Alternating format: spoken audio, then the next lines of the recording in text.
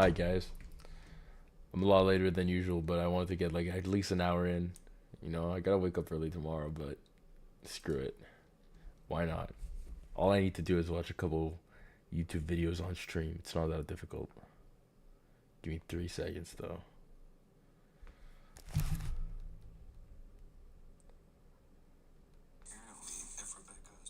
Ah, nah, nah, nah. Whoa. I'm gonna say. I'm gonna say.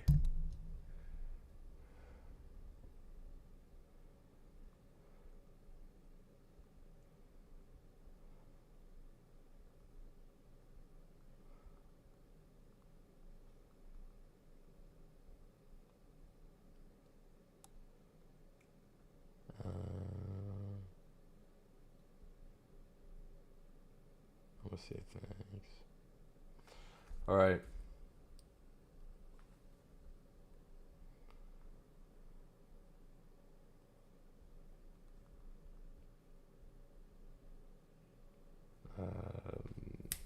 Creator.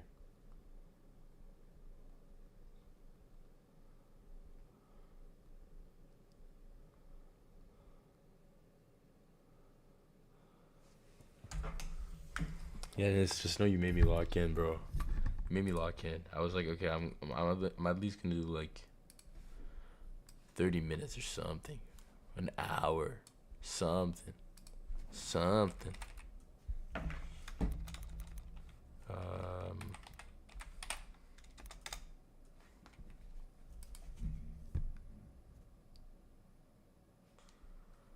boom. Then let me go here, here.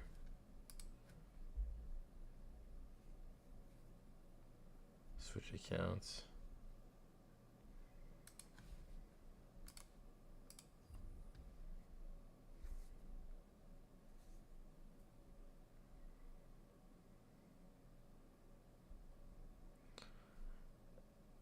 And boom. Hold on. I have schedule one.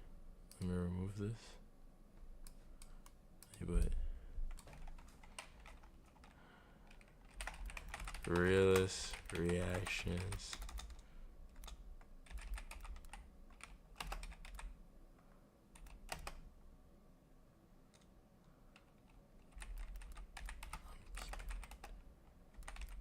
Straight up.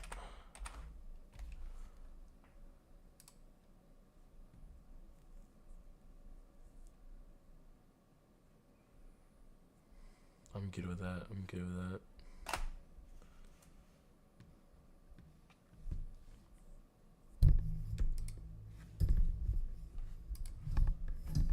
Oh, my arm. No. Hold on, you guys. So this is the bad thing about this desk. It's good because it's like carbon, so like it doesn't break easily. But after a while, the mic actually starts slipping, and then you need to. Yeah, see, now it's good. It's pretty annoying though. Okay, now we're in. Let's see. Pred Dad's attacked me for exposing his son. Do you want to watch this? There's four. Oh, it's been 4 hours. Screw it, we're doing it. Wait. What was that?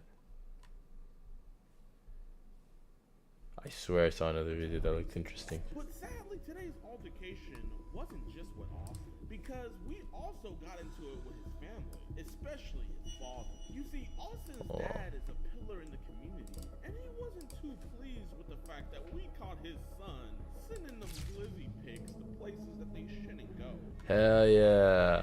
But instead of taking Here we go. responsibility and reprimanding his son, Now I'm locked in, yes. to get physical with me. I say I would give me my goddamn paper. Be sure to sit back, relax, and enjoy today's very drama-felt telling the weather episode of EP Watch.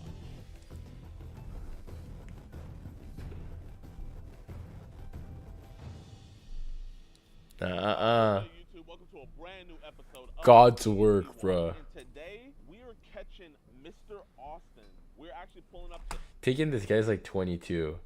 Think about that. Look how old he looks. He looks like 32, bro. Free him. his job. He works at a pizza shop, and we also suspect him in specializing in cheese pizza, if you know what I mean. He's talking to our 10-year-old decoy. He's actually trying to set a meet. We're in a small town, so we're hoping that the police presence out here is good. But we got the chat logs and everything. This dude is absolutely disgusting. Make sure you guys follow us on our website, edpwatch.com, for 445. You guys get the uncut, extended, and early access, all that, man. We have over 13,000 members, so I appreciate every one of y'all that are supporting us over there. But without any further ado, let's go get this fruit. All right, let's get the info.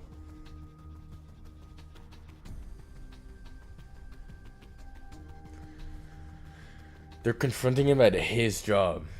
So why is his dad there? That's the question. Yeah. He's not working today? No. Jeffrey doesn't work until this weekend. Do you know I can find him to drop this off at? Because I got a bunch of others to drop off today. Oh, he got served. He was actually just here because they got his car. I mean, we can hold on to it for you. Yeah. No. Like I said, I don't know what's in it. I just gotta drop it off. By any chance, you know, you guys don't gotta give me his number, but y'all think y'all can call him real quick? I don't know how close y'all are to him. I can call him. Oh, I appreciate that. There is somebody up here looking for you. He's got a package for you. Hey, Austin, how you doing, my man? I got this package here for you, man. I don't know what it is. All I know is that you just gotta sign for it. I mean, I don't know if you would want me to meet you at your place. It's just a yellow envelope. Alright, my man. I'm gonna come drop this off to you. I'm already off the schedule. Sorry for bothering you, big dog. Y'all be safe. Hey, I'm coming back here. This piece smells good. This guy's actually crazy at getting shit to actually work out. Because think about it. He just got bro's address over the phone about a package that he tried to deliver to his work. Like, bro, that's so sus. That's so sus. Sounds like he's with his dad, so that's good.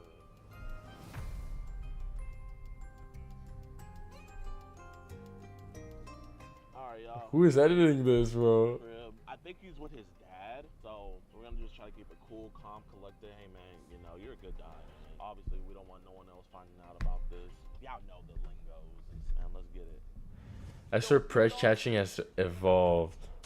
And then you turn around and use a child to help advertise a service that's only going to make you money. I don't know, it's kind of weird. And on the behalf of the EDP Watch team, we apologize for that. So let's run it back.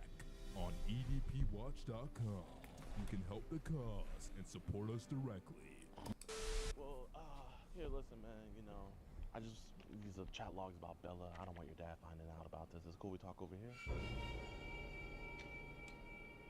How you doing, Pops? Nice to meet you. Oh, Trump 2024. You know, I met him at a UFC event. Did you really? I did. I wouldn't like to have been there. Oh, man, here, let me show you real quick, man. There I am with him right there. See, man? Yep. But here, yeah, is it cool we do a talk real quick? Yeah. Yeah, here. I don't know what's going on really. Nah, it's all good, man. I know. Listen, man, I don't think you're a bad guy. That's why I don't want your dad getting involved. I'm not police. None of us are policemen. Just here to have a God's honest conversation with you, man. You look like a good American. Like your head on your shoulders, right, man? So, we just talk about this real quick? Yeah, go ahead. So, you know Bella, right? No, I don't. You don't know Bella? Okay. I don't know anything about that person. So who is she to you then? I don't know really. Okay. I've been getting scammed for a long time, Yeah. and I don't even know who she is. Okay, well, tell me about that, man. Because that's why I'm here to talk to He's you. being about that. scammed. I've got so many accounts, but I've been scammed. You been scammed? Yes. So, like, how'd you been scammed? It's like she wants to meet somewhere, and I was like, I don't think so. I know you're underage. I don't do that kind of crap. So she was trying to meet you? Yeah. Okay, man, hey. And I have a girlfriend, Yeah, okay, man. and I care about her with my heart. I'm not that type of person.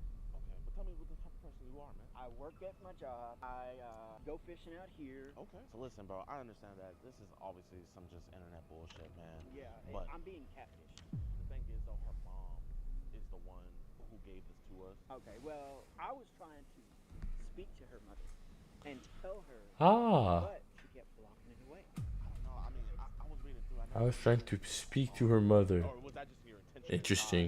I talked to the mother before. I don't just. The mom said she's never Well, even know who you were. Well, if I was to talk to her firsthand, if I could, If you could have. Yeah. But you didn't. I didn't. Yeah. When it started messaging me randomly, I was like, this looks like a red flag. Really? Yeah. It looked like a red flag. It looked like a catfish to me. I mean, like, why did you lie and say you were mean at first? Well, I don't tell people my age. My card got hacked by something. And I was like, what the heck, what's going on? Huh? Oh, that's just my Uber. It's just you and me right now. You know what I mean? Listen, I know your side of the story is probably the right side of the story. So that's why I'm here to talk to you. I know your set of story is probably the right set of story. D1 gaslighting. Randomly accepted my friend request. And I was like, I don't want nothing part of this. I don't want nothing to do with anything. Yeah. And if your mom comes by, man, just say we're talking about sports and we're old friends, you know? She don't need to know our business. Hey, how you doing? Oh, you guys are his guardian? We're his guardian, bro. How old is bro? What do you mean we're his guardian? Isn't bro like 20 something? We're his guardian. Just some online stuff, that's all. I mean, if you want to tell your mom. Like a scam. Oh, for what? Just, yeah, online stuff. So are you at the bank or something? No, ma'am, no. He's trying to get you with something. Who are you with? I'm just a good Samaritan, man. You know, we just be seeing this stuff all the time. I'm okay, Mom. You good with talking to me, my man? Yeah, I'm good. I appreciate you, brother. All right. Yes, ma'am. If I do anything mess up those chihuahuas, they'll get me. They got bite to them. Hey, man, listen. Oh, I got your back. I got your back. Listen, we're gonna get this situated, okay? I don't really think I was saying all those because Yeah. Bro's just lying to him, bro. He's gonna call the cops on his ass and then it's over. That's fine. But you can go. I got multiple video calls with your face in it, so it's obviously you talking. But she's thinking that she's pressing charges on me or something. oh no, if she was doing that, I wouldn't be talking to you right now. This would be on someone else's desk. I want to get this resolved with you, man. So these were you messaging, right? Okay, I appreciate you being honest, man. You're a good guy. I just think you just got caught up in some stuff, and that's okay, man. How you doing, sir? Good. We just need to, I guess, get in on this conversation. We're his guardian. Okay. We know that. So- I'm getting scammed, Dad. Okay, let me see the. Oh, I mean, it's you know, this is his stuff, so it's up to him. No, it's my stuff. What? No, this is I'm like, if he allows you to look at it, then I'll let you look at it. But since he's I'm his 20, guardian. but he's 29 though, so it's up to you, Austin. Hey, If you, I don't know you. I spent a lot of money getting guardianship over my son, yes, sir. and I handle all his affairs. Okay. So, Mr. Austin, wait, can you not grab the paper for me? Austin, do you want your dad to look at this, Austin? Tell him. No, Dad, because I'm not doing anything. Okay, I need you to say yes. And listen, here, I want to shake your hand and look you man to man. I don't want you to think anything. You know, I obviously respect that. Just the fact that he's, 29. So, like, the only way I If can I get have this. to get my attorney, I'll go get my attorney because I handle all his affairs. Yes, sir. All his Bro. affairs, Yes, I sir. handle everything. He's 29, bro. His personal business. Imagine your dad is still all up in your shit at the age of 29. Okay. Are y'all with the law enforcement? No, ma'am. No, ma'am. We are not law enforcement. Would you want to ask your son if he wants to? I don't know why he will. You need to give authorization right now. Some scam. Okay, Isn't that's it? fine. What did we just do for you this weekend? Get my card back in order? Yeah, and let me make a phone call to my attorney. Damn, bro. If they're under the age of 18, obviously. But with him being 29, Something obviously you don't know. I swear bro's emotional regulation looks like that of a like 15-year-old, 14-year-old. Oh, the cops are gonna come. yes, sir. You don't have to get a yes from him for anything. What? I do not. This is my son. I'm your guardian. Well, do you want your dad to look at these? It'd probably be something that I never did. Well, I mean, it's up to you. Because we're here to represent him. Until he says yes, it's just like I'm just. Say yes. Say yes. All right. Say yes. Getting up in. Is that a yes? Okay, so I'll just show you real No, quick. I don't want you to. Well, this is the thing. So Austin, he has been talking to a 15-year-old girl, and her mother sent these over. He's actually about to delete that right now. He's on the messages. Live visibility restricted. Your live is not eligible for recommendation and restricted in search result because it contains unoriginal or reproduced content. Oh, I don't care. With him because he sent very. I wanna sexual watch this. messages, Talked very sexual to her on the phone. Showed his penis. No, I didn't show that. I have the picture right here. That's the whole reason. That's why we need this. Let go of it. He already gave authorization. Well, this is mine for right. This isn't go. yours. This is. You just said if he said Well, yes. no, I say I would. Give me my goddamn papers. That's not yours, sir. Yes, it is. How's it yours? That's my property. You said if he said yes. Sir, that's my property. Get Sir. the papers, Lynn. Sir, what is your problem, sir? I'm not going to deal with somebody I don't know. Sir, give me my fucking papers. No.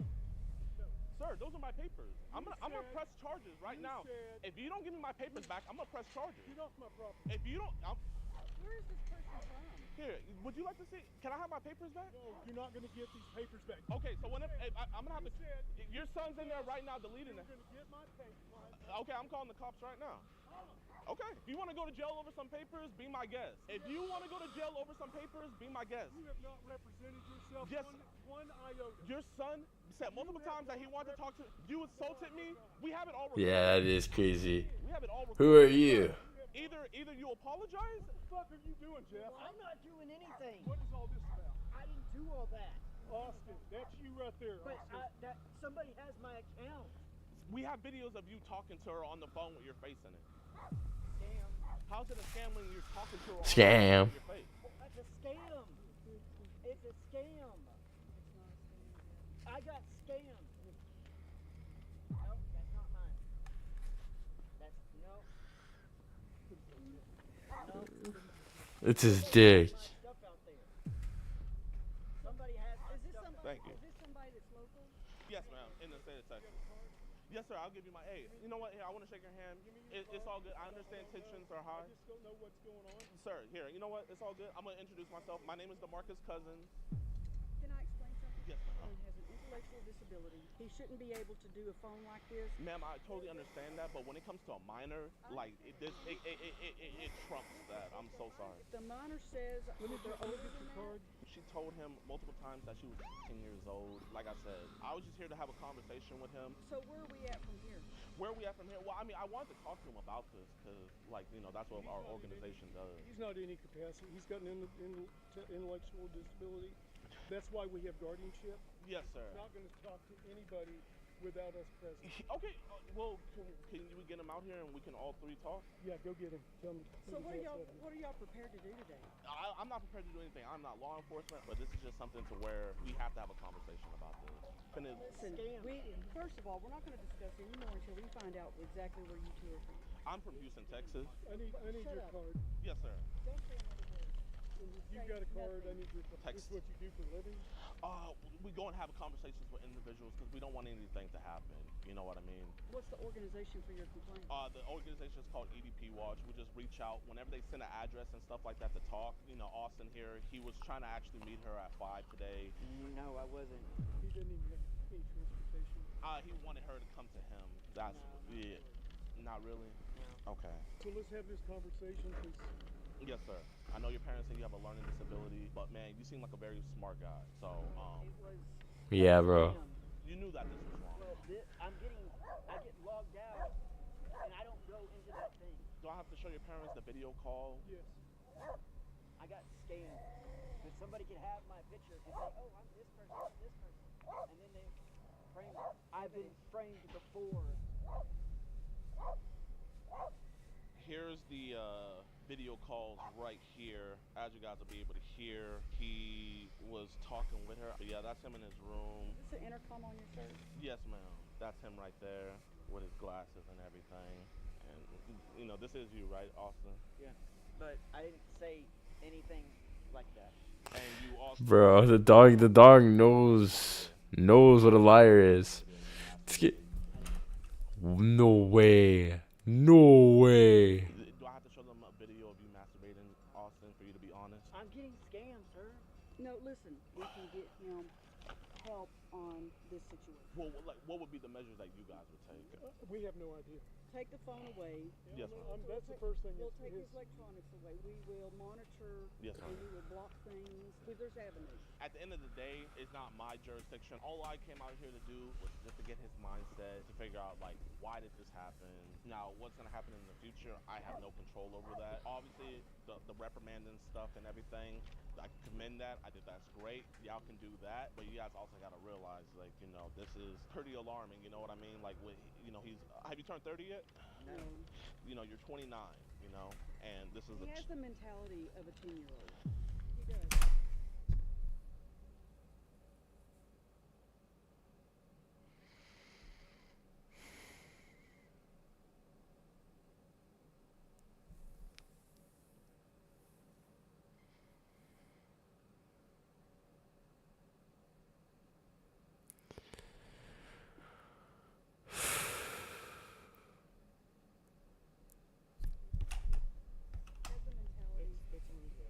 that mentality. So to him, it's not up here, it's down here. So make that clear as well. People with, normal IQs, they exhibited the same behavior as him, It's getting embarrassing at this point. And he's recording us and he didn't tell us.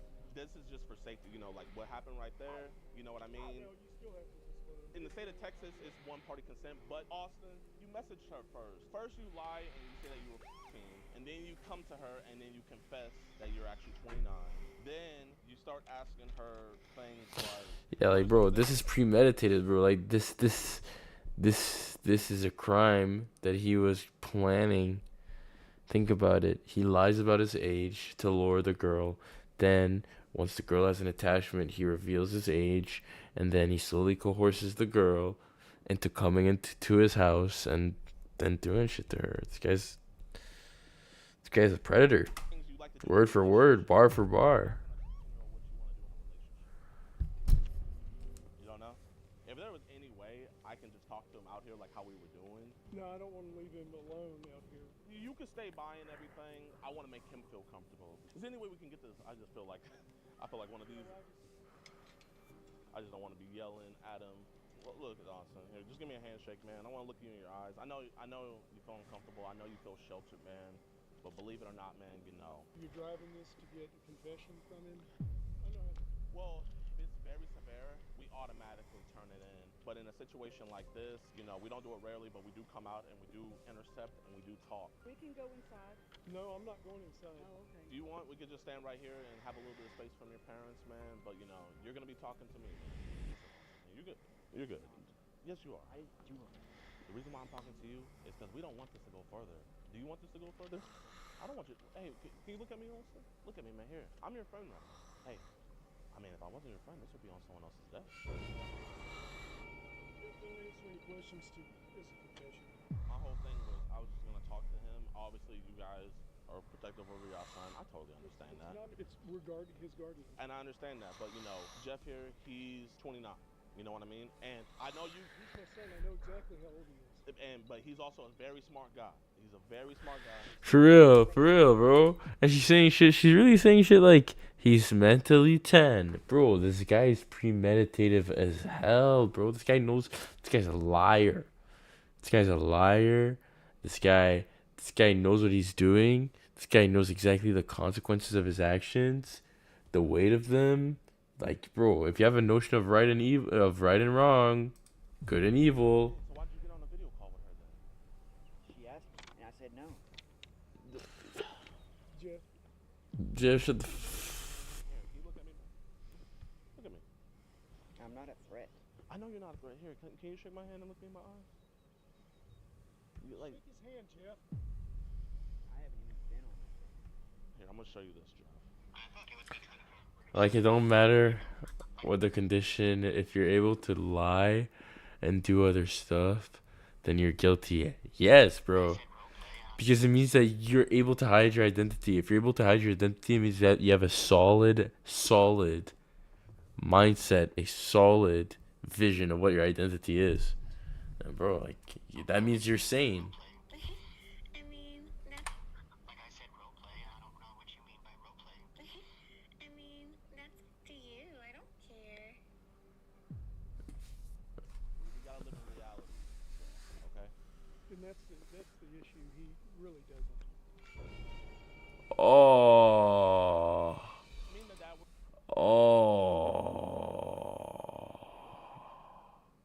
cool now.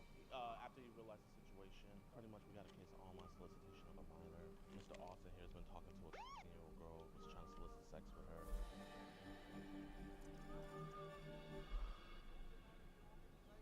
EDP watch.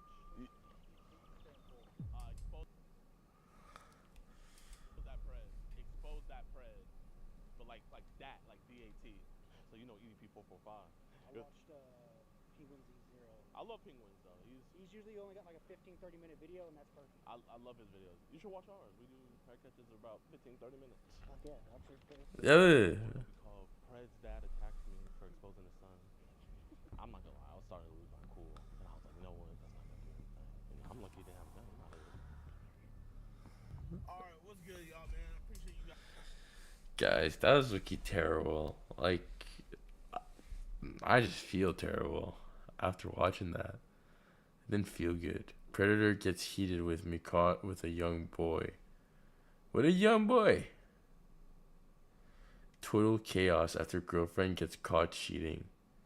Is this a cop cam? Officers respond to a call about someone's roommate completely trashing their apartment. However, the story officers uncover leads to unexpected chaos. What the hell? What's his name? Derek. Derek. Where is he? He might be on the dock. Derek doesn't have any. What's going on, man? What's going on? What's going on? What? Let's go in there. Get him in. Derek, what's going on? Bro, ain't nothing going on. I'm good.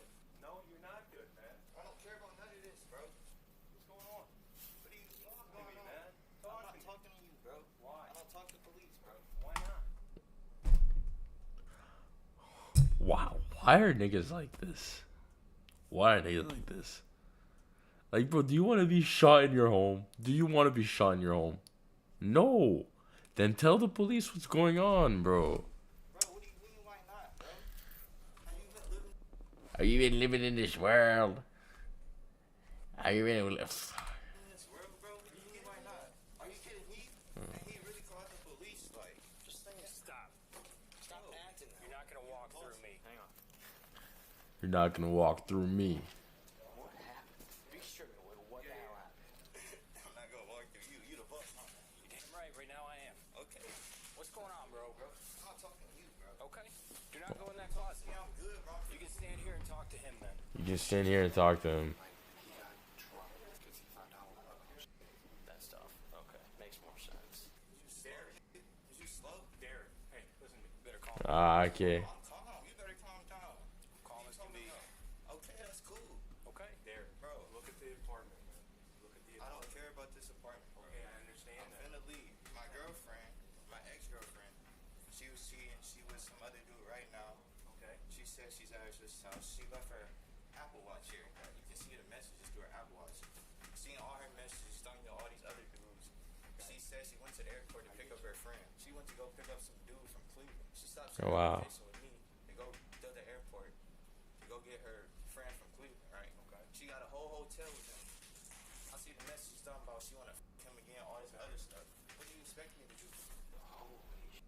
This is all her stuff? Well, this is all our stuff. Wow. Nonchalant crash out for real, bro.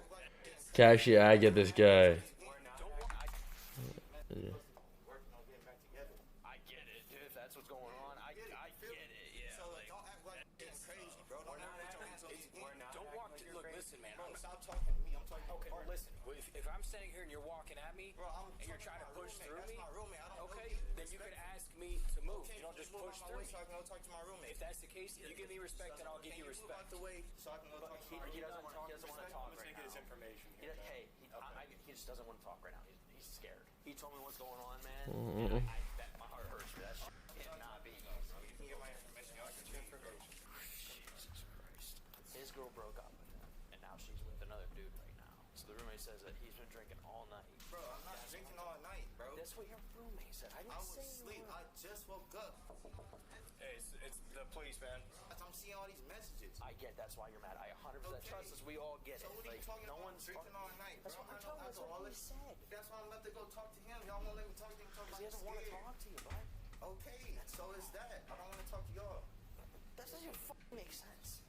Jesus Christ. What's up, man? Just so we're understanding where you guys are roommates. You guys live here. That's crazy. Being a cop, bro, is like, that's the one thing that I would hate about being a cop. Like, you have to de-escalate the situation, and sometimes, bro, people, they don't want to de-escalate. They just want to escalate. And it's like, bro, you can't even do anything. So what the fuck you did? You think we want to be here? No, because you act like a child, so we have to come out here and deal with it because you want to act this way. But everyone else is trying to live their life. You want to act like this, and then we have to come deal with it. And then you're going to be with us. Jesus Christ. Why are you working on my life? Because I care about you. I care about everybody. You know me, bro. I don't need to know you to care. Bro, don't lie like that, bro. Okay, then just go in your room and be mad. I will, bro. This. So the issue is, you're gonna have to sue him civilly, probably, for all this stuff. Right here. Where? I'm waiting on my peoples to come get me. Okay, man. Are you Okay. you're you're planning on leaving? I'm leaving. What are you talking about? I'm leaving. I'm asking. Can I come in real quick? What do you gotta act like this, man? You're sitting here acting like a Put your child. hands on me, bro. Don't walk towards me aggressively. Bro, I'm not walking towards you If aggressively. I'm standing in here, you walk towards me. Bro, you in my apartment, bro. What you talking Okay. about? Look what you did to your apartment. You're acting like a freaking child It's here. my How apartment. about you grow up? You're an adult. How old are you? I'm old enough to be an adult. Then act like one. Don't sit here and break all your roommate's stuff. Now he's got to deal with it. I paid for this too. He's got to deal with it though. I paid It's for not this just. too. It's you're not. He in his room. Your actions are affecting him as much as they're affecting you. That's not affecting me, bro. I'm letting all my emotion out. Is this how he normally is? Are you guys like usually? I'm letting my emotion out. Dog, have you seen the crib? Really good friends? I mean, we can all understand why he's livid. We get it. Not saying his actions are okay by any means. The issue is with you guys being roommates. He's mad at me. I don't. Why is he mad at you? Because Did you say something? No, I didn't say shit. There's something about I knew the whole time, and Any threats? Like I'm gonna hurt you? no, he just tried to knock down my door. This door? Like he literally, it's locked. Like he somehow banged it open, and I just kept it shut with my hand. Who's gonna clean this up? You? Bro, she is, bro. She's here. I'm making sure she see this, bro. The she Derek is referring to is Wow. his girlfriend. What officers don't know is that she is just moments away from showing up, and when she does, things go completely sideways. No way. Cleaning it up. Because your actions are affecting him. You're acting like a child. Him, bro. He good. You should be. So the problem is you guys live together. So stuff is kind of like mutual property. You're gonna have to sue him for everything that he broke. Not even if he's like, because he was threatening her when she got home. She's the victim. She has to be the one that wants to prosecute. You just have to tell her if she comes here and we have to come back out because there's an issue because they're arguing, then there's a good chance she's going to get arrested and him. Obviously, right now things are tense until he leaves. I would say she should not be here. We're not telling her she can't. Yeah, if she lives here, We're she lives here. If she lives here and wants to come here, she can. But if we come back out, they're both getting arrested. If there's an issue or some sort of disorderly between them, we got to do something about it. As the officers attempt to leave, Derek starts throwing items off the balcony. I'm just going to tell him to not. Hey, Derek. Bro, I thought y'all left. Well, listen, man, you're throwing stuff outside the balcony. You can't throw stuff outside. Bro, I'm throwing her clothes. Okay, but you can't throw her stuff outside the balcony. What, bro? Listen, you can't throw stuff outside. If you want to do stuff in here, that's on you. But dude, when you're throwing stuff outside, that's not your property. Okay, bro. Thanks for letting me know, bro. So then a ticket? Yeah, I'm sorry. Okay. Here's the deal, man. You're still getting a ticket. Okay, bro. That's cool, bro. I'm not ready So now we got to wait. Wait for what? Write out the ticket before we can leave. Now just hang out for a second. You are right now under arrest for disorderly conduct. We're writing you a ticket. Just hang tight, okay? We tried to be cool with you, man. Bro, I thought y'all left, bro. We did, man, but you're throwing stuff out the window. Hello. Bro, can you come get me? She the one who out cheating. For real, the police here, they all in my face, bro. Come get me, bro. For real. Alright. Hang tight, She come, bro. Okay, but hang tight. She coming? I know, but we I gotta gotta get my stuff. Okay, but you gotta hang tight. How much stuff are you trying to grab? Backpack full, suitcase? Do you know how much? Bro, all my stuff right here, bro. Bro, where's the ticket? It don't take this long. It take that long to write a ticket. He's gotta write it out, man, by Bro, hand. no, bro. Every It's time not I just pull printed. over, y'all write that in 2 seconds, bro. Derek's girlfriend now arrives. What the fuck is wrong with What's you, wrong with Derek? you, bro? Derek, I swear to You swear to God, what, bro? I'm gonna kill you. What the fuck is wrong with you? What's that called, bro? Ain't that a violation or something? She just said she gonna kill me. That's a threat, bro. Mm-mm. Derek, get your I already got my stuff, bro. You late, bro. You late. Well, get that out. Hold on. Stop. Don't listen. We're there. Yelling at me, bro. Oh, this is tragic, bro. Ma'am, Oh my God. listen. I get it's stressful. Please. I'm not gonna kill him. What? I'm not gonna do nothing. Okay, but you need to be smart first off with your choice of words, please. And then I get it is stressful, but there's a better way to handle this, okay? What you're gonna have to do is you're gonna have to take him to court, okay?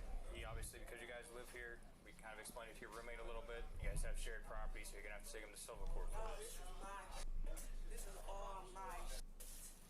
I'm good. I'm about to leave.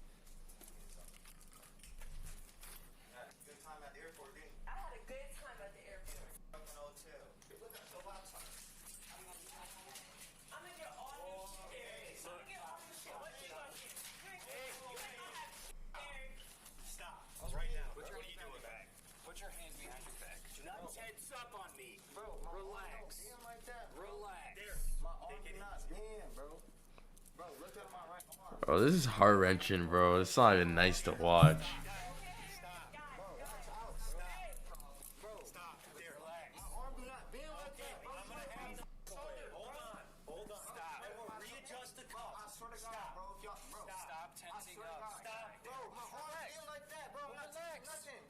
Twisting your arm, bro. Stop. Bro, relax. Bro, I have to do it myself, bro. My arm back, please. Go ahead and get back up. Bro, oh my god, bro. Bro, take these balls off my arm, bro. Can we readjust?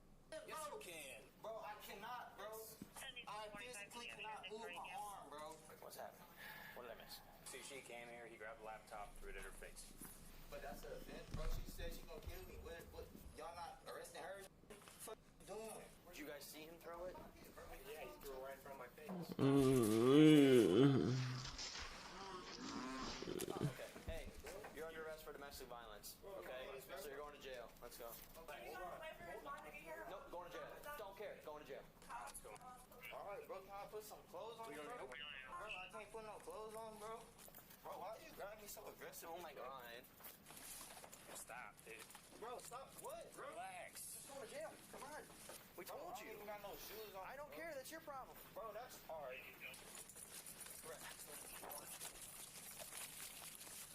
Stop. Stop it. Bro, get off me. Relax. Bro, get off me, bro. Relax. Do not try and run. I'm not trying to run. What was that? What, you're training for a marathon? Now you're getting another resisting charge. Bro, I'm trying to fix my arm, bro. My arm. Fuck, bro.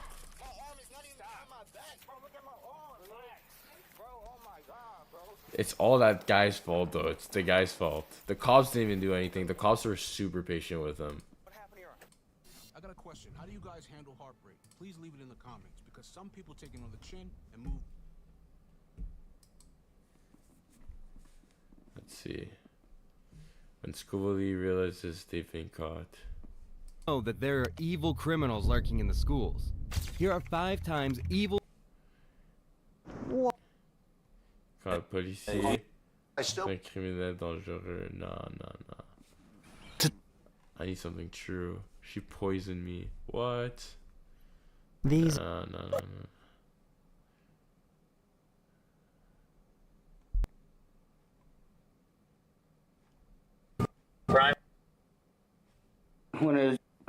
When is you know, and she never fought. She never did. And slides through the and apparently these items. See. So those that know, I'm gonna turn this. Criminals. Is somebody on? My friend's home. Where is it? You want on episode? I swear I'm gonna. What do you do, Flight Trip? A group of my friend. I have to.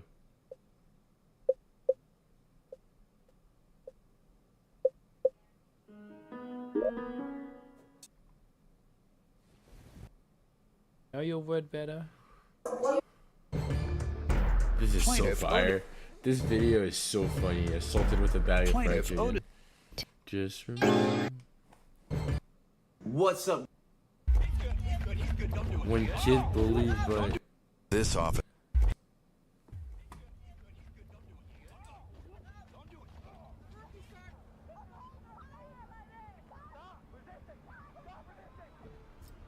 Stop resisting. What is this? The minor ultimately was not charged in relation to the incident, and the officers involved.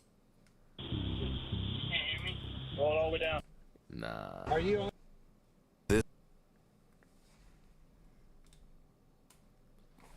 I don't know. I want something like with spasm, with spunk. Big week. He said why? He said why?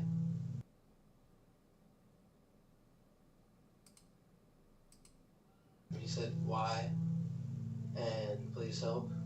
He said please help anytime. He's already out the stories, and we want to know the truth. I wasn't doing anything.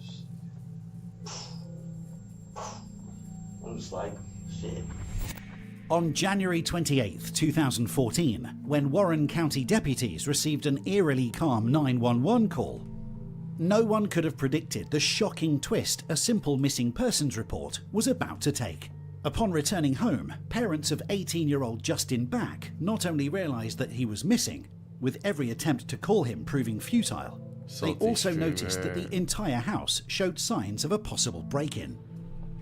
The worry that some sort of struggle had occurred in the house only strengthened when Mark Cates, Justin's stepfather, noticed what looked like blood spots throughout the house.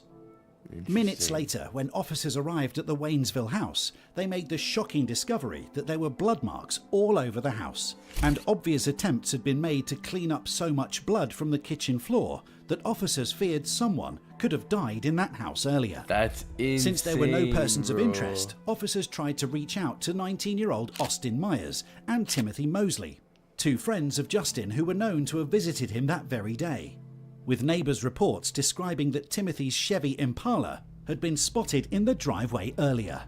Subsequently, in the early hours of January 29th, officers arrested both Austin Myers and Timothy Mosley in their homes, on suspicion that they were involved in the disappearance of Justin Back. While detectives had no definitive answer on exactly what happened before Justin Back went missing, they were certain that Austin and Timothy could lead them in the right direction. You understand that you have the right to talk to a lawyer and have him or her present with you while you're being questioned. And if you cannot afford to hire a lawyer, one will be appointed to represent you before any questioning if you wish. How does that work? As far as like now, if you wanted an attorney, you can always contact, and a lot of them like the public defender's office, but you can also basically invoke your right and say, I don't want to talk to you. I can tell you you're all jazzed up and, you know, and just like you were earlier, you know, and there's a lot on your mind because I heard the story and, you know, I want to get those details and I want to get it because after I talk to you, I'm going to go back and talk to Austin. You know, he's still wanting to talk, so he didn't ever tell me he didn't want to. So I want to talk to you about this. I do want to talk to So you don't want to talk to me? I just maybe not at this moment of time. Like I want to be able to talk to a defense attorney or whatever, because I think that's more logical. Detectives are in a sticky situation, as hours earlier, during the arrests, Timothy had an emotional outburst confessing to a friend who was staying over that Justin had actually been killed. However, since this statement was not made post-Miranda, it would have held no value in court. And with Timothy asking for an attorney within the first minutes of the interrogation, detectives turned their focus to Austin Myers, hoping that he would confess under lawful interrogation. A few questions for you. First off, you know, we've had everybody in here, and what happened, I'm going to explain to you, after you got handcuffed and taken to the car by the first officer. What happened is Tim went a little crazy. He started telling Logan everything, and we've already gone to Logan's house, and we've got the gun. We've got all of that. We want to know the truth of who did what and who had the part in it, because we've already got the stories, and we want to know the truth. I'd feel more comfortable being represented by an attorney. Thanks. So you don't want to talk to me? I feel that'd be a safer way to go. Not realising what Austin had gotten himself into, he also asks for an attorney, halting the interrogation. Surprisingly, however, it would only take about 2 hours before Austin changed his mind, deciding to at least get his side of the story straight. Talk to me. You want to talk to me. Tell me what's... I think I could help you find the body, but I don't know where it is, but I feel like I can figure it out. I know what city it's in. Let's back up. So, Monday, you guys were over there visiting, hanging out. Did you go there just to really hang out originally on Monday? So, you were friends, you used to live next to him. So then, tell me what happened from Monday night on, what transpired that led up to this? So we went back on Tuesday. And what time did you go back on Tuesday? 1 or something. Yeah, between noon and 2. So, you go back there then, and what was your intent when you went back to the house? Just the same thing as the day before. Just to hang out? This. Well, what happened when you got there? I don't know exactly what happened. I don't know if anything was planned out or whatnot, but you know what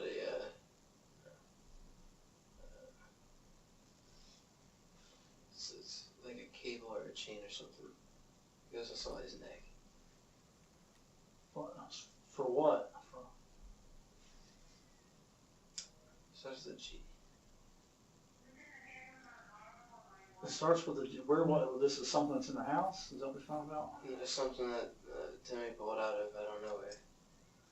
Austin explains how he and Timothy visited Justin Back, a childhood friend, the previous day to watch cartoons and hang out.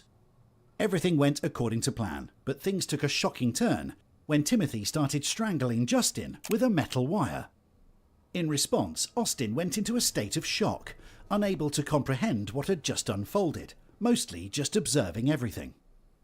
So when he puts this around his neck, what happens?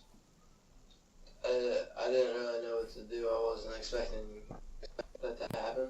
I kind of just like stood there like an idiot, basically. But they struggled for maybe 5 to 10 seconds.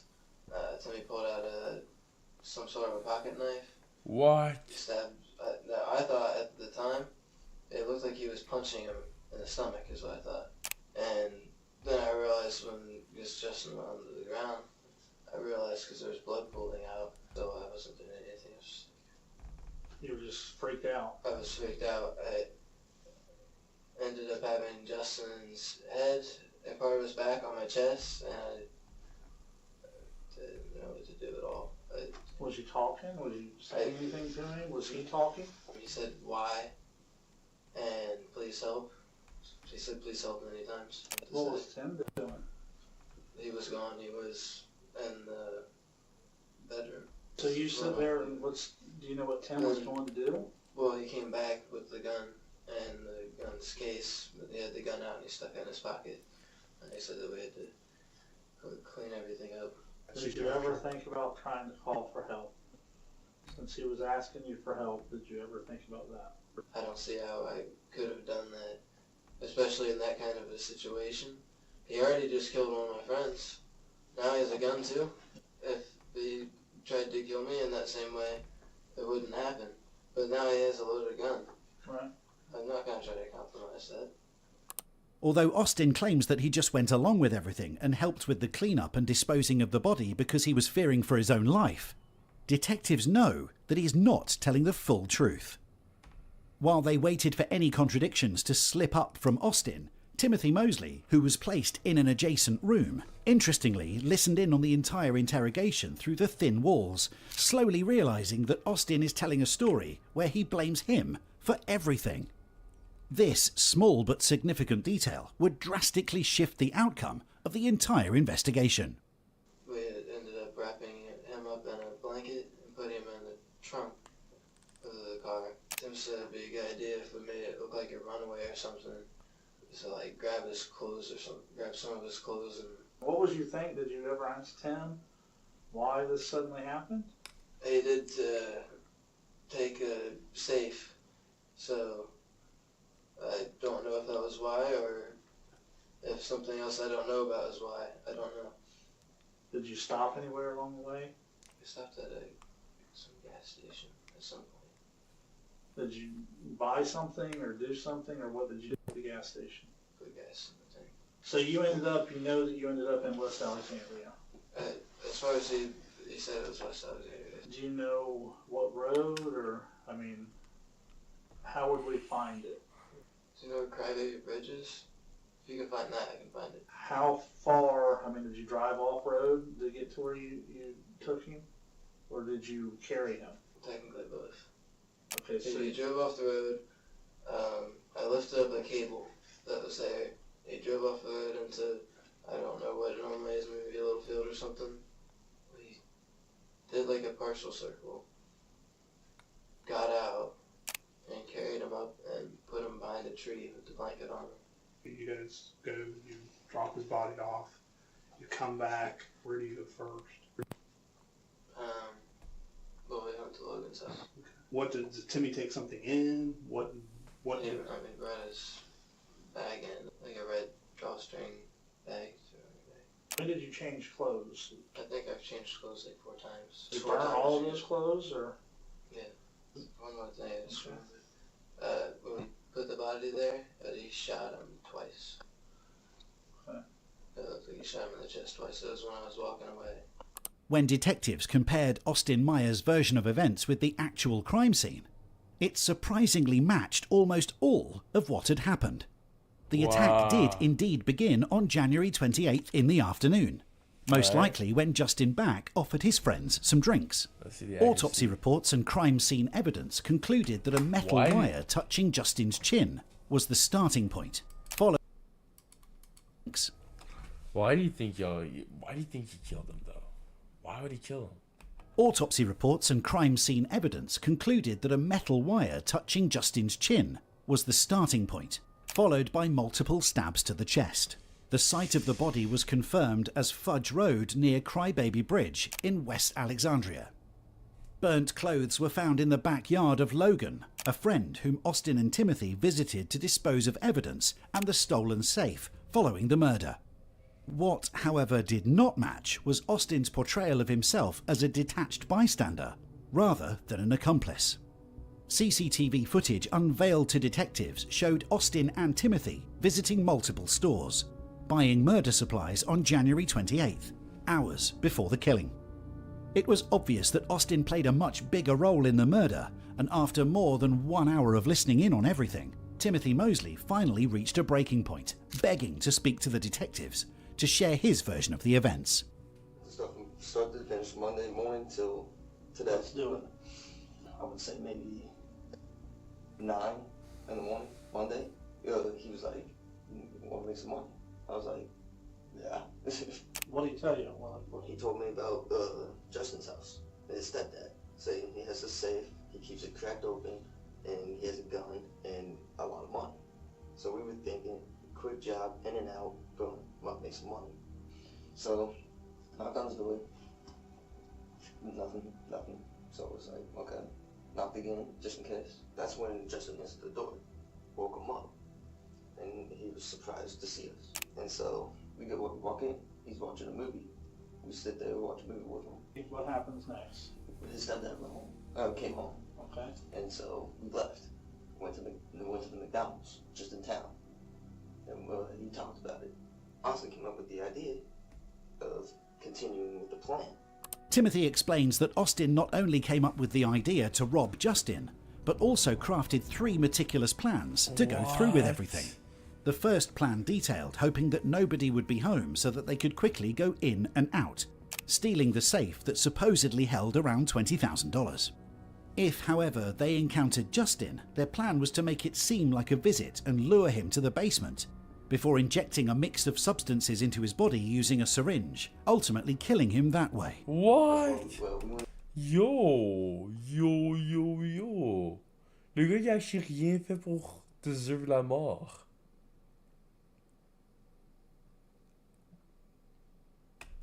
It's kind of like the convenience store of town. That's when he got like 4 or 5 boxes of medicine, like the NyQuil. Okay. And we were going to get syringes. We put in the syringe, stick it in his neck, he's down. Interestingly, this plan failed when Austin and Timothy first visited Justin on the evening of January 27th, as Austin panicked, not knowing how to use the syringe correctly. During this first visit, Justin remained unalarmed, noticing nothing unusual. Austin and Timothy left, and although this plan had failed primarily because of Austin, he was the one who insisted they had to pull it off, since they had already come so far.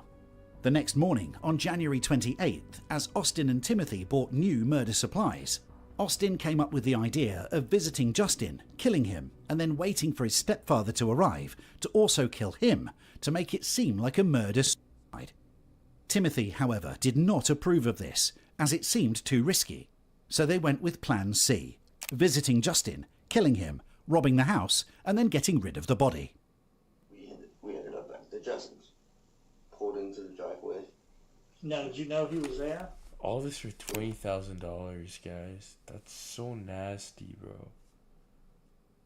Imagine your day wants to do this to you for 20,000K. Pretty much knew that he was going to be there. He graduated, didn't have a job. Well, what else would he have to do? Right. So, knocked, and I had the tripwire in my pocket because you're the bigger guy. That, and Austin was like, said something about him freezing because he actually knows the guy. Right. Me, I don't know him. It won't have that much of an effect on me. Knocked on the door. He comes to the door. He answers, and he was like, "Oh, hey." So we walk inside, sit down, watch this funny movie. I can't remember what it was called. The plan was, Austin distracts him, I choke him. Austin holds his arms. Detectives are faced with someone who is telling them every detail from start to end. A stark contrast to the beginning of the interrogation, when Timothy asked for an attorney right away. While this change could suggest that Timothy is trying to play the same game as Austin by shifting the blame onto him and telling detectives a false story, he doesn't shy away from admitting his own role in the murder. He asked us if we wanted a drink. Well, Austin needed a piss. He asked me if I wanted a Mountain Dew or anything. I was like, I'm good for now. Austin comes out, and then Justin asked Austin if he wanted something to drink. He was like, okay. So where are you when this is happening? Justin was on the couch here. I was on the little couch here. Okay. And then Austin was standing right in front of the rocking chair. Okay. The plan was, Austin distracts him. I come up behind him, choke him, and then as he came back up, I tried to flip it around his neck, trying to choke him. Right. I didn't know that I missed. I got him like right on the chin. He was like this, and he went to come up like that. And you hit him as he's coming up. And I was, boom. He's struggling. Austin grabbed his arms. I kicked his legs down, so we end up on the floor. And then a few minutes later, struggling and everything, Justin put up a fight. Austin was like, "You have it on his chin. It's not on his throat." So that's when I started to freak out. Because my hands were already tied up. That's what that's from. That's from that. Because I had it wrapped around like that, Right. and it was cutting me. So I started to freak out. I'm just like, shit, this isn't going as planned. I don't know what to do. It's too late to take it back. Right. So, not knowing what else to do, I pulled out my knife because it was right here in my pocket, and I started stabbing him in the back. Well, what did it feel like when you were hitting it? Did you just go in, or did you have to push, or was it like easy? It was like butter. It was just easy. I guess it was really adrenaline. It was just so slick. I stabbed him. I don't know exact number, or even a round number, but it was a good multiple times in the back. Maybe I would say around 5 times in the back. Okay. Justin Back was stabbed a total of 21 times during the attack, and contrary to Austin's claims, he did indeed play a major role in the murder, holding Justin's arms so that Timothy could attack, and later even wrestling Justin to the ground while Timothy strangled Justin with one hand and stabbed him with the other. Imagine you're chilling in your crib, During the struggle, your Timothy buddies left pull for a up, and then they moment just because he was murder your overwhelmed ass. with everything, realizing that his clothes and the entire kitchen were covered in blood. At that point, Austin took over with the metal wire, strangling Justin until every sign of life was gone. There was blood everywhere, all over the floor, all over my pants and everything, because I was on my knees, and it was just everywhere. That's when I was watching Austin pretty much just finish it, like by choking him. So he was still moving, and you could tell he was still alive, but hardly. I went to his dad's room, my stepdad's room, trying to find the safe. We cleaned up as much as we could with the rugs that were on the ground. And at the same time, we was pouring ammonia. Where'd you get? You brought the ammonia with you? Earlier that day, we stopped at the Dollar General in Main Street. Got ammonia, latex gloves, and some type of chemical you use. I can't. Or septic? Septic, yeah. Because Austin would like get some of this, and it'll help decompose faster. I was like, alright, whatever works. We cleaned up as much as we could with the rugs that were on the ground. I remember seeing a blanket on the couch that he was using. So I grabbed that, and Austin rolled him up. I grabbed the head, arms, the head. The heavier part? Yeah. And we take him out to the trunk, throw him in, shut it. We get everything cleaned up. We gather everything he would take if he would want to run away, and just pack it up in the car. Boom. And so we got back into the car and started heading towards West Alexandria. On the way there, he kept, Austin kept talking and talking and talking. What was he talking about? Justin. How was he describing it? Like he was excited about it, or He couldn't get the image of his, dead face. what was he describing? What was he saying? He just kept, mumbling, blabbering on about how he looked and everything. And that he looked different. You could tell the difference and everything. I was like, dude, shut up. I'm not trying to think about this right now. I'm trying to think of moving forward and trying to forget about that. Right. We ended up going all the way down there by the bridge. We're driving, we go down, we pretty much go on the outline of the field. Okay. With the woods all around it. And we stopped once we got to the middle of the back. Pulled over, stopped the car, we lifted him up. Austin's getting bloody again. He was struggling, trying to get it. So we pretty much just ended up putting him on the other side of this log. And he was in the blanket still. We already talked about it. And about shooting him with the gun. Can't even remember why we came up with that. But Austin was like, I feel like I should do it. I finished him off, so I think I should shoot him. I was like, okay, whatever. Why? I don't get that. I don't know. I guess it's because it was a personal thing. I don't know. Right. So I gave him the gun. Went back to my car, got the gun, came back, gave it to him. I was just thinking one shot. Austin, I'm just like, shit. The fact that Austin shot at the body long after Justin had passed away played a key role in the court proceedings, as it underlined Austin's absolute lack of emotion and remorse for killing a childhood friend. For real. With theories speculating that he shot out It's his childhood friend, bro. of spite and disgust. Later reports claimed that Austin showed psychopathic signs, which had been implied much earlier in the first police interview taken right after the arrest. Why don't you seem concerned about a friend? I am, but I'm not publicly emotional. Why do you hold all of your emotion in? It was a weakness. It's not weakness. I feel like it is.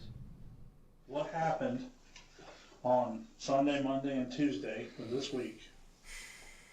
All of those things put together, with the outcome being Justin dead and dumped, what do you think the outcome's going to be?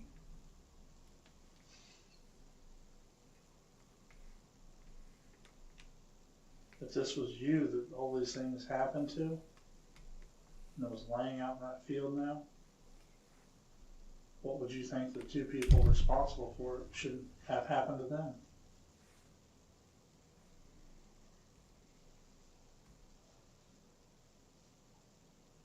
Throughout the entire investigation, Austin never changed his side of the story. He maintained that Timothy played the main role in everything, painting himself as the passive accomplice. That's crazy. Ironically, however, he would later be referred to as the mastermind behind the murder by prosecutors. Yeah. They wanted it to be a clean and neat murder. That's the testimony today from one of the two teenagers accused of killing Justin Back. 9 on your side's Butler Warren reporter Jay Warren has the testimony. Extremely difficult testimony to hear today. His last words were why? Why were the two of these men trying to kill him? That's honestly tragic, bro. Caught face with the Imagine phantom on spending- duty. Now you die, bro. Are you serious? I'll shoot, bro. Too late to fix it, bro. What is it? What is this?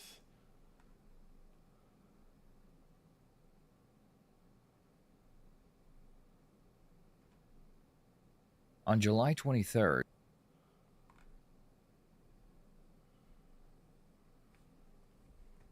School fights, an event that happened at every single school. It happens frequently in school. Chris, this is Trooper Hubert. Hello. Please come You guys outside. having a call on hold channel? We don't want to hurt you. We can resolve this peacefully. How to defeat lust. How to defeat lust. So that's like half my YouTube, bro.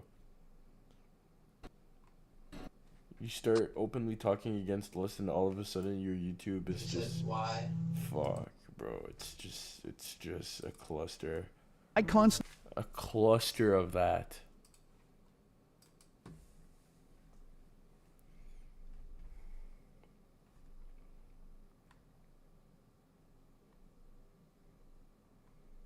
See it?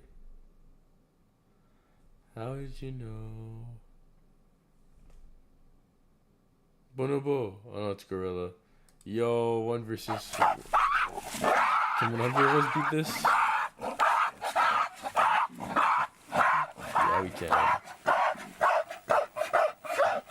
Looking good, bro.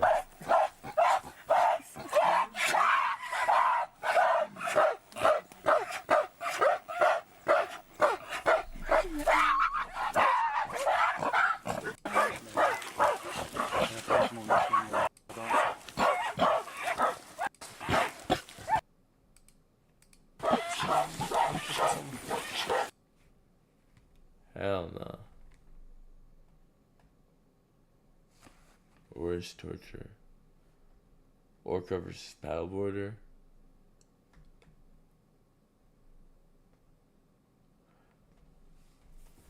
Is anything real? I don't think so. Jaw-dropping police dashing fast. Right on. Ashford Street heads northbound. Hey, adrenaline junkies. He chased down the highway. Taylor's pushing over 80 miles per hour on the left shoulder, and it's a wild ride. But there's more to this chase than speeding. The car is packed with illegal drugs. Oxycodone, MDMA, shit. marijuana, and cocaine.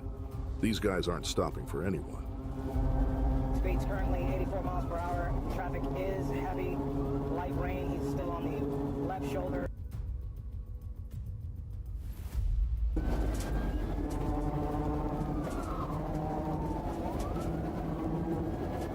Currently passing the 150 and a half. Traffic is moderate. Speed 98 miles per hour. After being a cop is looking fun, bro. Like, bro, you just get to run after people. Like, chase, drive after them. But you know what I mean by run after them. That's fun. Of course, when people are in danger, it's not, but...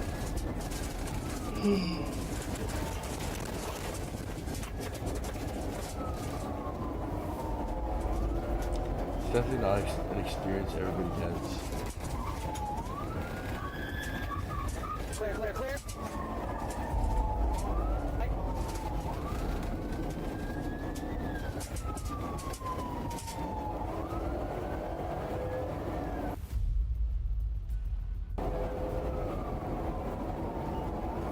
You're not another cop? No, it's not. Come on.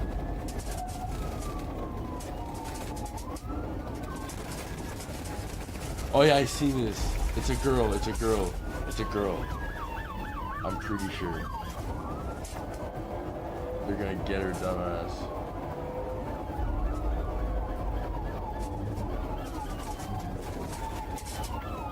The chase weaves through town and back onto the highway until I don't Trooper remember really Nolasco having and his drugs team in it. pull I'll off be a honest. perfect pit maneuver. So it might be a dude.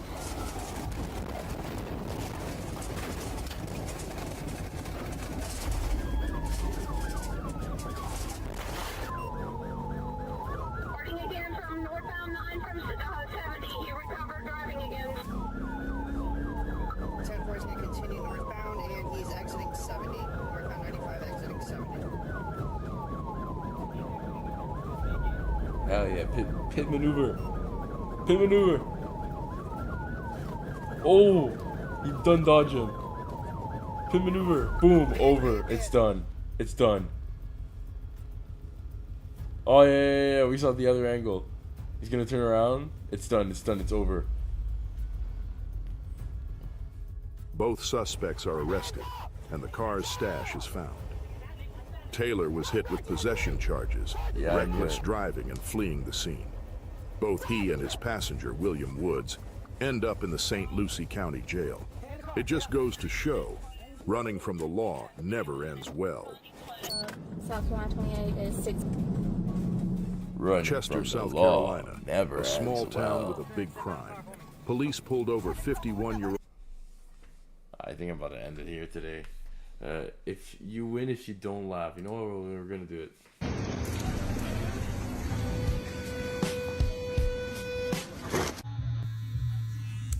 bro. Good job.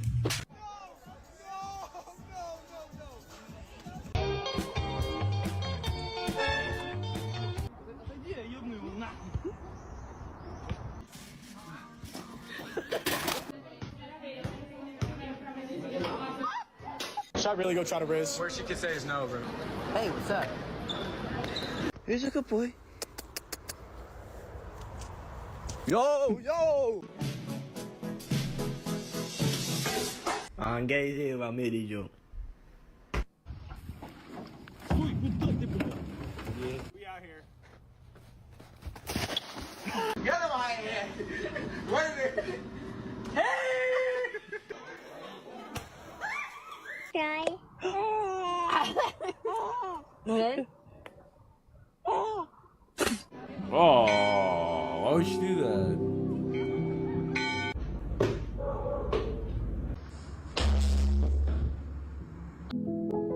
Bro looks so devastated. He goes by Dill, though. You can just say Dill. What's his last name? Dill. Dildo.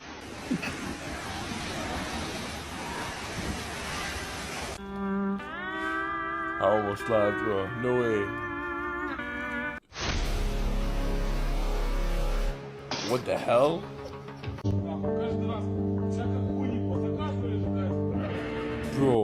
Bro, we have that exact same oven thing at my work.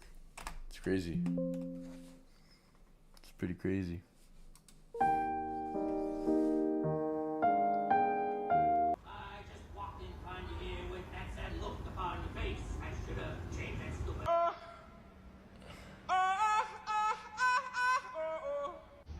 Oh, that's... Ay, güey.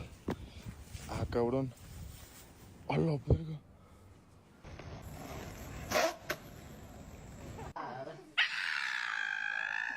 Oh my... Lo Stato centrale.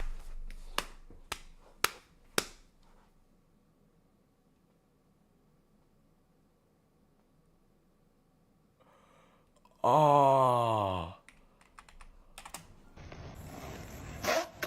I didn't even laugh, bro. That shit just hurt. Ah, that shit landed in her back, bro. This guy.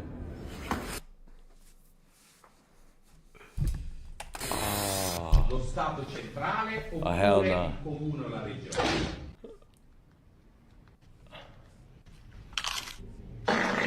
Yeah, I ain't gonna lie, I got bored. My nephew sleep, so look, man, that nigga on Jordans.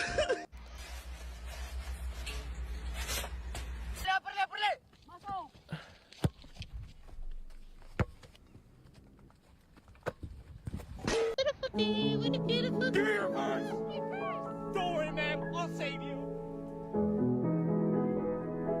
Tu sais, vous connaissez ces trucs là qui réagissent au bruit.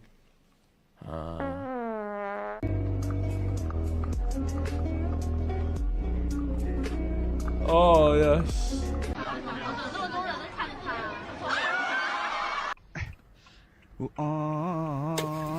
Oh my god, this chicken is amazing. Meow. Is it chicken? Yeah, it's chicken. Meow. What the?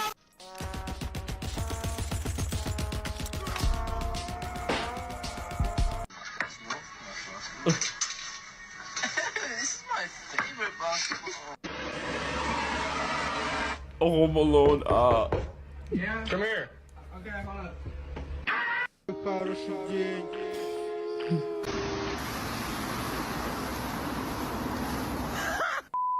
Why is this starfish hanging up?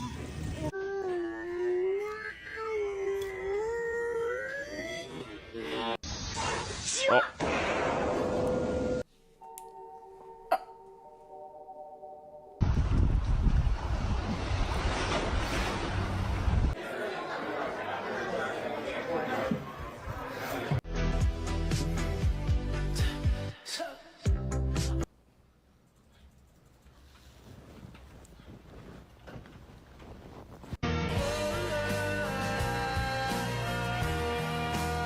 Sextou, galera!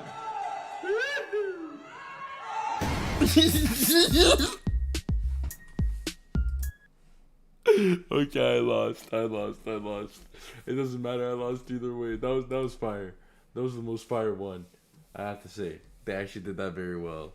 That was felt that kick to the core, for real, bro. Hell, bro.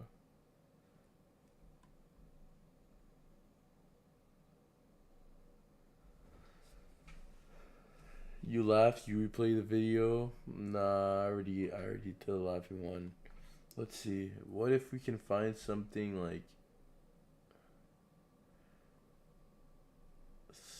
like abhorrently funny? You know, like actually like. I don't know why I choose to sit in the most particular way possible, but I have to. Okay.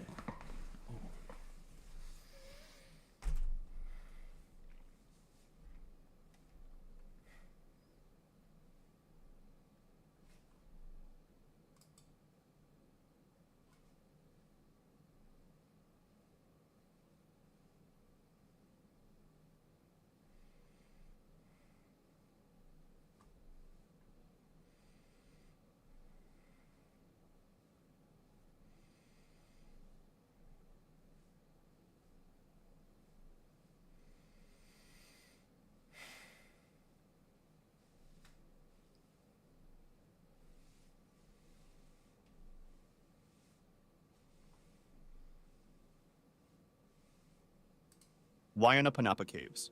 On January 29, 2017, 32-year-old Gregory Wilhelm was vacationing in Maui, Hawaii with 3 friends, when a fun day at Wayanapanapa State Park turned into a nightmare. While visiting the park, the group discovered the entrance to the Wayanapanapa Caves. The 4 of them, 2 men and 2 women, decided Guys, let's name this the Wayanapanapa Cave. to take a swim in the Why well-lit not? pool near the cave entrance, just Why as not? many tourists had done before. While the women stayed by the pool, Gregory, eager to explore, convinced his male friends to join him inside the cave. Gregory decided to improvise and used his phone as a flashlight. He put it inside a Ziploc bag to avoid it getting wet. If they had been planning to do cave exploration to begin with, they probably would have brought a proper flashlight. The women decided to wait at the swimming pool at the cave entrance. Gregory and one friend ventured into the darkness. After only a few feet, they reached an area where the water rose to their waist. Guys, do you like? I don't understand. Is this not common sense to not venture in moist caves that are dark and damp, filled with water, essentially? When we don't have equipment to cave dive.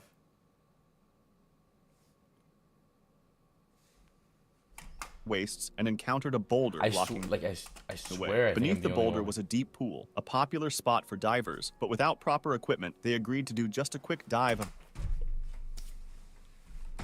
pool, a popular spot for divers, but without proper equipment. They agreed to do just a quick dive of about a minute before resurfacing. Yes. Since Gregory was the only one with a working light, his friend followed him underwater. Soon, they discovered that the depth was much greater than expected. Curiosity drove Gregory to explore further into a narrow passage. But as the water level began to rise, his friend grew scared and swam back to the surface in total darkness without telling Gregory, leaving him behind. Eventually, though, Gregory needed air and tried to turn back, only to find himself surrounded by darkness. Panicked, he searched for an exit and managed to find a small pocket of air, but he soon realized how unpredictable the cave was. The water level shifted dramatically with time, and strong currents and violent waves were common. Forced to make a split-second decision before running out of air, he pressed on further into the cave. Meanwhile, Gregory's friend miraculously resurfaced at the spot where they had originally dived, but there was no sign of Gregory. Worried, the 2 women decided to enter the cave, and inside, they found Gregory's friend in a state of panic and disorientation. Realizing that Gregory's life was in danger, his male friend re-entered the cave in total darkness. He instructed both of the women to scream, so he could use the sound as a guide to help him find his way back. After making a third dive, he spotted a tiny light in the distance that grew brighter as he approached. It turned out to be the flashlight on Gregory's phone. However, when he picked it up, Gregory was nowhere to be seen. He returned to his friends, and together they rushed out of the cave to call the Hana Fire Department, which immediately contacted rescue crews. Later, reports indicated that Gregory had lost his sense of direction in a very tight passage. Each failed attempt to retrace his steps only made him more panicked. Eventually, he took a wrong turn, and by the time he tried to find his way back, it was too late. He drowned in total darkness. When rescuers finally arrived, they found Gregory's body 75 feet deep in the cave. The Goss Canyon tragedy. On September 17, 2000, brothers Michael and Paul Hayden decided... leading the blind, bro. Wait. I have the picture for that statement. The picture, bro. Come on. Now, this is what Gregory was doing, chat. This is who Gregory was in the bottom of his heart. Decided to explore an abandoned well cave in Goss Canyon in La Crescenta Montrose, California, a cave they had known well from childhood visits with their 4 other siblings. This particular cave featured dry ledges and holes, as well as a water pool approximately 100 feet deep, situated between water shafts above. They entered the cave through a small 3-by-4-foot entrance that led to a horizontal passage about 50 feet long. Paul, a master sergeant and elite scuba diver with the Air Force Pararescue Force, took the lead. He was equipped with scuba gear that provided him with 2 hours of air and had a GoPro strapped to his head to serve as a light. Meanwhile, Michael stayed near the pool area to monitor his brother. They used a rope tether system attached to a large boulder in the main cave. Michael would tug the rope to check on Paul's status, and Paul would respond with similar tugs to indicate he was okay. For the first 20 minutes, their communication system worked flawlessly. Then, when Michael pulled the rope twice, expecting a response, he received none. Pulling again, he found the rope was tight and immobile. Initially thinking Paul was stuck, Michael pulled as hard as he could. When nothing changed, he immediately left the cave to seek help from the local fire department, knowing that Paul had only 90 minutes of air remaining. Fortunately, the local fire department responded immediately, along with the LA Sheriff's Office. Imagine if they pull back and it's just like bro's ribcage. Office and the LA Fire Department, and quickly traveled to the cave entrance to begin the rescue. When Paul's GoPro was found, its footage was analyzed, and it revealed the exact moment he removed his regulator to breathe air from an air pocket in an abandoned water shaft. The air in these pockets, whether formed in abandoned water shafts or naturally within the cave, did not circulate and was contaminated by decay gases from the surrounding soil, rock, and organic material, as well as by gases released through water erosion of stones. This leads to a dangerous increase in carbon dioxide concentration. Although Paul was a scuba diver, he was not a certified cave diver. He knew the risks of air pockets in caves and usually carried a lighter to test the oxygen levels before removing his regulator. However, on that tragic day, he didn't have his lighter and assumed the air was safe for a short breath. The footage also showed the walls of the shaft and then captured Paul's submersion in water as he made no attempt to replace his regulator. He lost consciousness instantly, becoming incapacitated and inadvertently poisoning himself with CO2, dying within a minute or two as he sank to the bottom.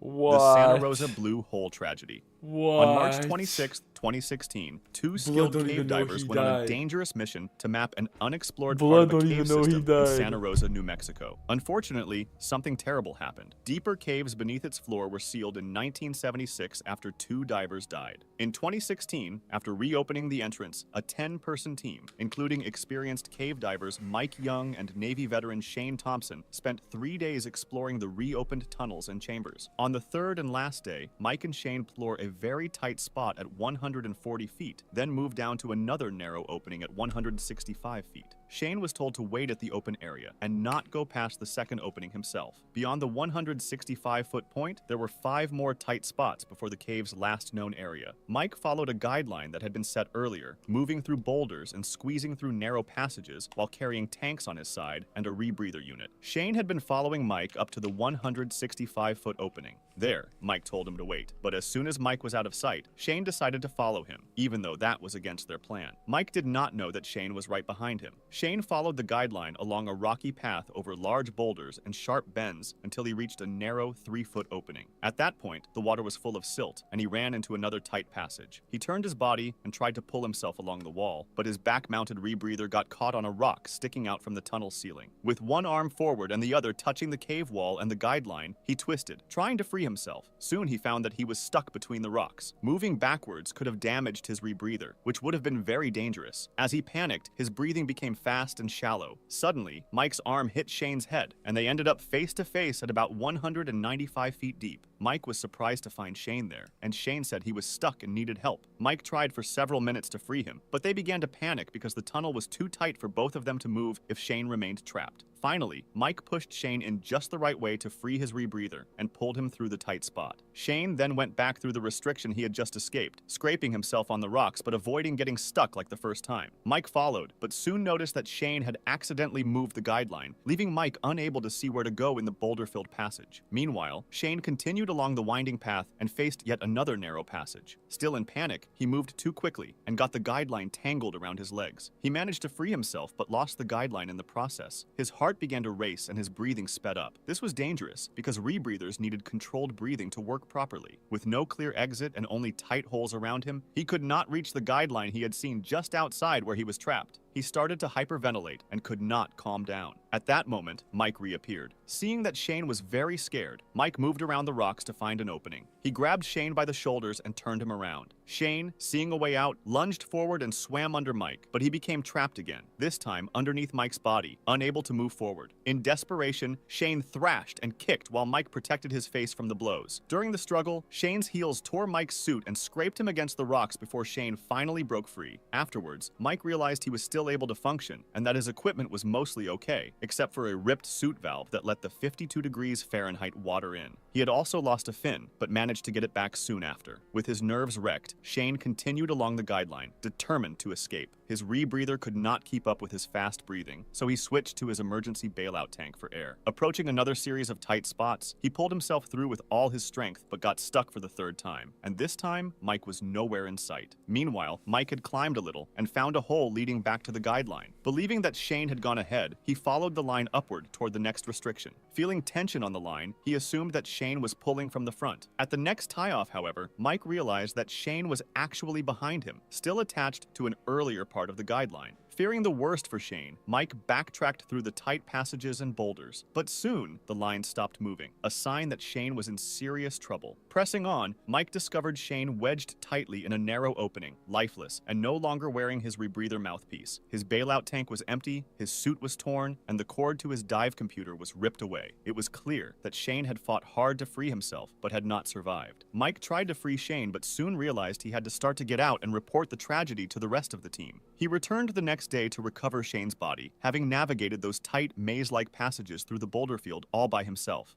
Culverson Creek tragedy. At around 3:45 p.m. bro. What the fuck? I'm never going cave diving in my life, bro. Like, I'm going mountain climbing, no problem, but cave diving November is 28, insane. 1985, 7 cavers entered the Fuller's entrance of Culverson Creek Cave, a 20.8-mile-long system in Greenbrier County, West Virginia. The group had originally planned to explore Friar's Hole, but high water levels because of heavy rain forced them to switch to a cave less prone to flooding. None of the cavers had been in Fuller's before. The entrance passage was a canyon between 5 and 8 feet wide, with a 6 to 12-inch deep stream flowing swiftly over small, loose rock slabs. About 50 feet inside, on a downhill slope, a boulder stood in the center of the passage, with the stream flowing by on the left. At 3:50 p.m., 3 cavers passed the boulder, while 3 more were in the process, with 26-year-old Eric Sokol leading. As Sokol reached the center of the boulder, it suddenly tilted to the left. Despite the cavers' attempts to stop it, the rock moved, pinning Sokol by his head in a standing position. 1 caver immediately left to get help, while 4 others attempted in vain to move the boulder. Then, 1 caver supported Sokol from below, as 3 companions searched the entrance cave for something to use as a lever. They tried with old truck parts, but they proved ineffective. 1 caver was sent to fetch a hydraulic auto jack, and another called the Eastern Region Cave Rescue Network at 4:10 p.m. Sokol lost consciousness within 30 seconds of the rockfall and stopped moving after about 1 minute. At 3:59 p.m., John Evans, a member of the group, noted that Sokol's pulse was still strong despite his unconscious state and a trickle of blood from his left nostril. Around 4:20 p.m., the hydraulic jack arrived on the scene. With its help, along with some crowbars, the team was finally able to shift the boulder. Sokol was carefully moved to a dry spot about 20 feet away, and CPR was initiated immediately. The Rennick Rescue Squad soon arrived, and a paramedic took over CPR at 4:29 p.m. Sokol was evacuated on a stretcher and reached a hospital by ambulance. Despite establishing IVs and administering cardiac drugs, his condition did not improve, and he was pronounced dead at 6:05 p.m. If you liked this video, subscribe for similar ones or join my Discord to suggest another. Hey man, real quick, with the new constitutional carry laws in the state, are there any firearms in the vehicle?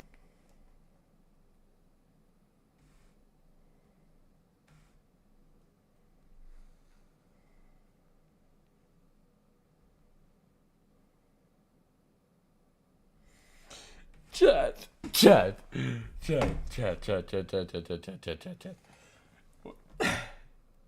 What do you even say to someone that says you usually have media trained responses?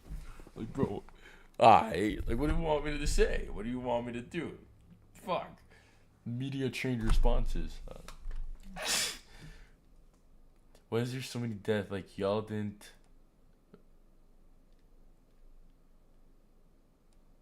learn the first time. Yeah, they did not, bro. They don't learn. They don't learn. There is no learning. Anyways, chat, I'm about to end stream.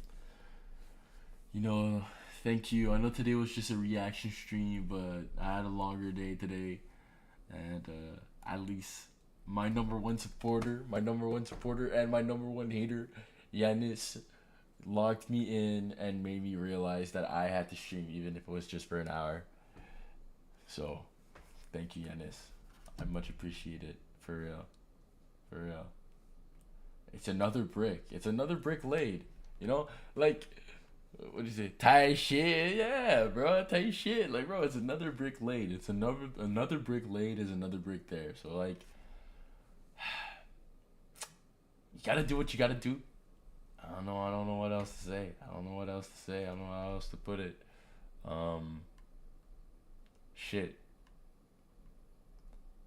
I'm trying to see. I know that I have a YouTube video in my watch later. Where is it? I like this. Hey, what's up? What's up? Where you guys going? I'm by myself. Playlist. I got this. How you doing this morning? Hold on.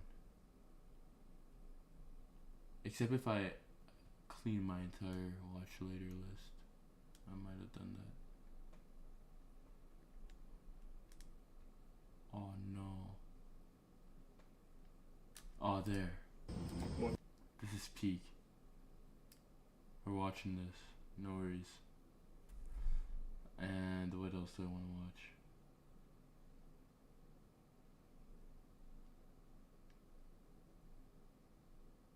This one I want to watch. You want to scrap? Enough. For what? It's not gonna solve. Let's go. That's fine. Whoa! Hey! They got a patch update! For bro, real. I'm telling you, man. I'm telling you, bro. How is that throwing down like gotten that? a patch update. I don't know what's going on. I don't know what variant stream is like, bro, happening. this guy's ready. Look at his hands. I've been catching.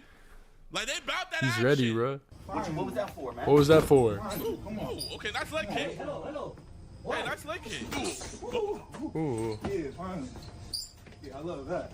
Let's get into this one. I've been seeing this in my recommended for a fat minute. I wanted to react to things, bro. And I be noticing this. Like, that's just my personal opinion. You feel me? If you're an up and coming prey catcher, don't post the video unless you get an arrest. For real. If it doesn't get over 500K. For real. But let's get into this.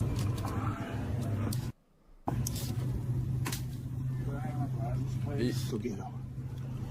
Go get him. Get him. Jinky. Oh my gosh. This is messed up, bro. Bro Velma. I can't see. Nah, this is actually so crazy. sad. Lost his glasses. Nah, he needs his pads. Jinkies. Is this a live stream? Is that why it's laggy like that? Scoob. Jinkies. What kind of mysteries we got ourselves into today, Alan? Why are you doing this? Because you're a No, I'm not. You came to meet a little boy talking about how many guys you got I'm not interested in, man, okay? I'm not interested. I just don't go out. You think I'm selling you something? Yo, these pred catches are getting out of hand. Bro, shut it, bro. I just want to see the guy getting hit. I want to see this one. beating up these predators? I want to see this one. You said maybe. That's not affirmative or disavowed. That's not affirmative or. Point that finger at me, and you're gonna get your ringed. Now, maybe isn't a good answer to try to pick up little boys, is it? Is maybe a good answer? We gotta try to take off. Oh, here. hey. I swear, these POVs are insane. Like, bro, this POV right here. Now, maybe isn't a good. It looks answer to try to unreal. Pick up little boys, is it? Is maybe a good answer? When he runs, We gotta like, bro. take off. Oh, here. hey. Like, imagine you're in a Walmart and then you see this. Trying to pick up little kids. I remember seeing this on Twitter. This man's trying to pick up a little boy on the internet. You were described. No, I want the doesn't matter. Does it matter? Does it matter?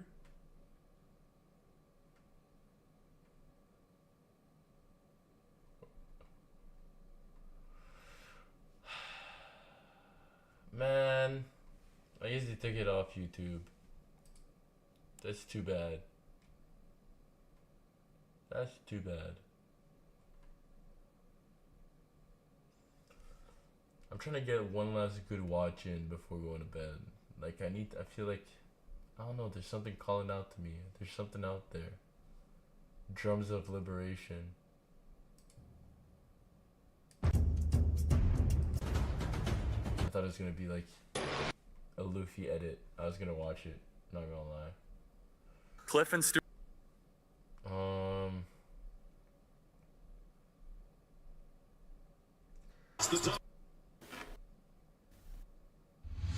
Welcome.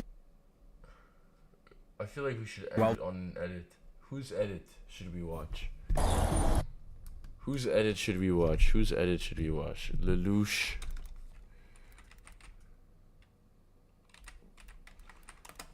Best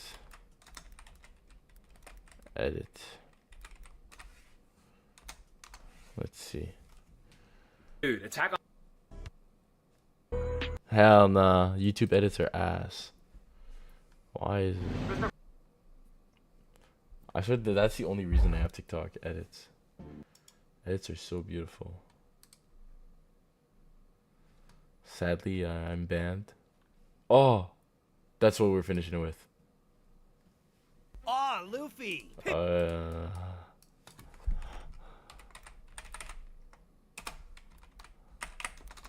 Luffy, Zoro, screaming.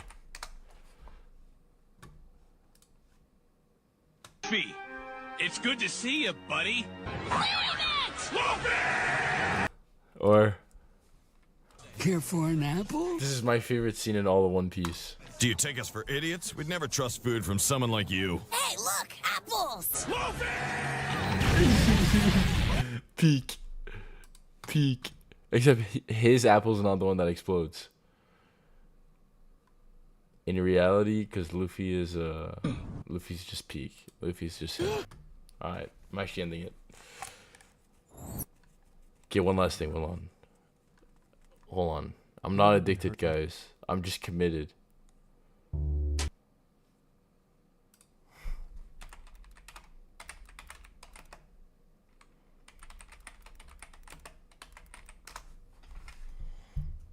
Yes.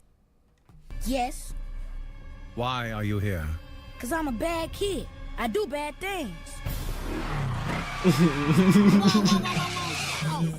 Yo, Lil Milton. So where you get this?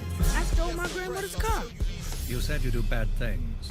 What kind of bad things do you do? I don't listen to my grandmother, and I hurt people, and I smoke with cigarettes. You know, as a young kid, we do some pretty stupid stuff that. Latarian Milton is not your typical 7-year-old. Few his age have ever driven an SUV up and down several busy streets. It all started at his mother's townhouse. Latarian says he took the car keys and hopped into his grandmother's Dodge Durango. When I came through the back door, I looked on the counter, my keys were gone. I took my grandma car because I got mad at my mom, and then I suddenly had my friend come in, and he smokes with cigarettes. He started the vehicle and put it into gear. I yanked the thing. And off they went. Two 7-year-olds alone on the road. Tyrion drove several miles to the Lake Park in Palm Beach Gardens. We got the one call that I told you about of a driver in the vehicle who looked too short to be able to see over the steering wheel. Along the way, he ran over 2 mailboxes, hit 2 parked cars in a Costco parking lot, and struck 2 moving cars near Walmart. I want to do it because it's fun. It's fun to do bad things, to drive into a car. But did you know that you could perhaps kill somebody? Yes, but I wanted to do hood rat stuff with my friend. It all ended. Yes, but I wanted to do hood rat stuff with my friends. Hell nah. Consumer Drive. That's where Letarian hit the curb and sideswiped the sign. The SUV took most of the beating, snapping off one of his axles and wheels. A grandmother's rage. I want to whip his behind. That's what I want to do right now. If I thought they wouldn't take me to jail, I'd whip his behind right now. You don't think he should be punished for all of this? Just a little bit, no video games for a whole weekend. And one unusual just a little bit, no video games for a weekend. Alright, buddy. You understand that now your grandma's going to have to pay to have those cars fixed because you hit those cars. Can my mom help her? Shit. Guys, see? This might be why you get an abortion. Never mind. I'm not gonna say that. I'm ending stream. I'm actually ending it. I'm ending it. Good night, guys.